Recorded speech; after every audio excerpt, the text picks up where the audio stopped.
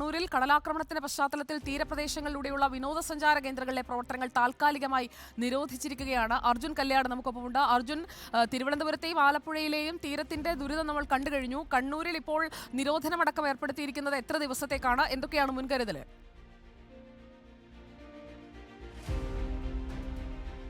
സുജിയ, തെക്കൻ ജില്ലകളെ അപേക്ഷിച്ചുകൊണ്ട് കണ്ണൂരിൽ സ്ഥിതി അല്പം അല്ലെങ്കിൽ മലബാറിൽ അല്പം ആശ്വാസകരമാണെന്ന് മാത്രം പറയാം. കഴിഞ്ഞ ദിവസമാണ് ഈ കള്ളക്കടൽ കയറിക്കൊണ്ട് വലിയ തോതിലുള്ള പ്രശ്നങ്ങൾ ഈ പ്രധാനമായും പറയാനുള്ളത് ഈ മുഴപ്പിലങ്ങാട് ഡ്രൈവിംഗ് ബീച്ചിലും അതുപോലെ തന്നെ ചില തീരപ്രദേശങ്ങളിലും മാത്രമാണ് ഇത്തരത്തിലുള്ളൊരു അപകടകരമായ സാഹചര്യത്തിലേക്ക് കാര്യങ്ങൾ പോയത്.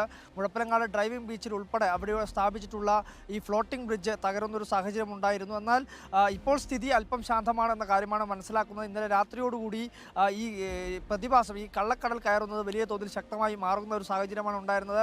വൈകുന്നേരത്തോടു കൂടി ഇത് ശക്തമായി വരുന്ന ഒരു സാഹചര്യമാണുള്ളത്. ഇതുകൂടി മുന്നിൽ കണ്ടുകൊണ്ടാണ് ജില്ലാ ഭരണകൂടം ഇത്തരത്തിലുള്ള ഒരു നിയന്ത്രണം ഏർപ്പെടുത്തിയിരിക്കുന്നത്. ഇപ്പോൾ കണ്ണൂർ പയ്യാമ്പലം ബീച്ചിലാണ് നമ്മളിപ്പോൾ ഉള്ളത്. ഇവിടെ കടലിലേക്ക് വിനോദസഞ്ചാരികൾക്ക് കടലിൽ ഇറങ്ങുന്നത് അല്ലെങ്കിൽ ഈ തീരത്തോട് ചേർന്ന മേഖലയിലേക്ക് എത്തുന്നതിൽ കടുത്ത നിയന്ത്രണം ഏർപ്പെടുത്തിയിട്ടുണ്ട്. ലൈഫ് ഗാർഡിൻ്റെയും അതുപോലെ തന്നെ കോസ്റ്റൽ പോലീസിൻ്റെയും എല്ലാം ശക്തമായിട്ടുള്ള ഒരു നിരീക്ഷണം ഈ മേഖലയിലുണ്ട്. ഇവിടെ കോസ്റ്റൽ പോലീസിൻ്റെ കോസ്റ്റൽ ലൈഫ് ഗാർഡ് ഇവിടെയുണ്ട്.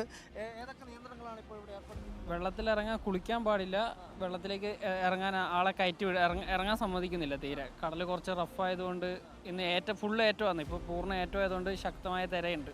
ഇന്നലെ രാത്രിയും ഇന്നലെ ഒരു ഉച്ചയ്ക്ക് ശേഷം നല്ല തിരയാണ്. നല്ല തിര, നല്ല ശക്തി ഉയർന്നു പൊന്തിയാണ് തിര വരുന്നത്. അതുകൊണ്ട് പൂർണ്ണമായിട്ട് കുളിക്കാൻ നിരോധിച്ചിട്ടുണ്ട്. വിനോദസഞ്ചാരികൾക്ക് ബീച്ചിൽ വന്നു പോകാന്നല്ലാതെ വെള്ളത്തിലേക്ക് ഇറക്കുന്നില്ല. നിങ്ങൾ പറയുമ്പോൾ എല്ലാവരും അത് അനുസരിക്കുന്നുണ്ടോ? ഇന്നലെ കുറച്ച് ബുദ്ധിമുട്ടായിരുന്നു. ഇന്നലെ നല്ല തിരക്കായതുകൊണ്ട് നിയന്ത്രിക്കാൻ കുറച്ച് ബുദ്ധിമുട്ടുണ്ട്. ഇന്ന് ആൾ കുറവാണ്, നോമ്പ് സമയമായതുകൊണ്ട് ആൾ കുറവുണ്ട്.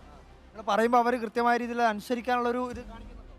എല്ലാവരും ഇല്ല, എന്നാലും ചെറിയ രീതിയിൽ അനുസരിക്കുന്നുണ്ട്. കൃത്യമായ, അതായത് ലൈഫ് ഗാർഡൊക്കെ കൃത്യമായ രീതിയിൽ നൽകുന്ന നിർദ്ദേശങ്ങൾ പലരും അത്തരത്തിലുള്ളൊരു നിർദ്ദേശം പാലിക്കുന്നതിന് വേണ്ടി ഒരു വിമുഖത കാണിക്കുന്നു എന്ന കാര്യം കൂടി സൂചിപ്പിക്കുന്നുണ്ട്. എന്തായാലും കണ്ണൂരിലെ പ്രധാനപ്പെട്ട പയ്യാമ്പലം, അതുപോലെ തന്നെയുള്ള പഴയങ്ങാടി, മാട്ടൂല്, മുഴപ്പിലങ്ങാട് തുടങ്ങിയിട്ടുള്ള ബീച്ചുകളിലേക്കൊക്കെ വിനോദസഞ്ചാരികളെ കടത്തിവിടുന്നതിൽ നിയന്ത്രണമുണ്ട്. തീരത്ത് ഈ കടലിലിറങ്ങി കുളിക്കുന്നതിന് അതുപോലെ തന്നെ തീരത്തേക്ക് കടലിലേക്ക് ഇറങ്ങുന്നതിനുമാണ് പ്രത്യേകമായി നിയന്ത്രണം ഏർപ്പെടുത്തിയിട്ടുള്ളത്.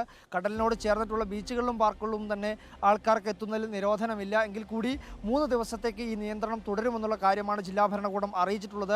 ശക്തമായ തോതിലുള്ള സുരക്ഷാ സംവിധാനങ്ങൾ ഏർപ്പാടാക്കിയിട്ടുണ്ട്.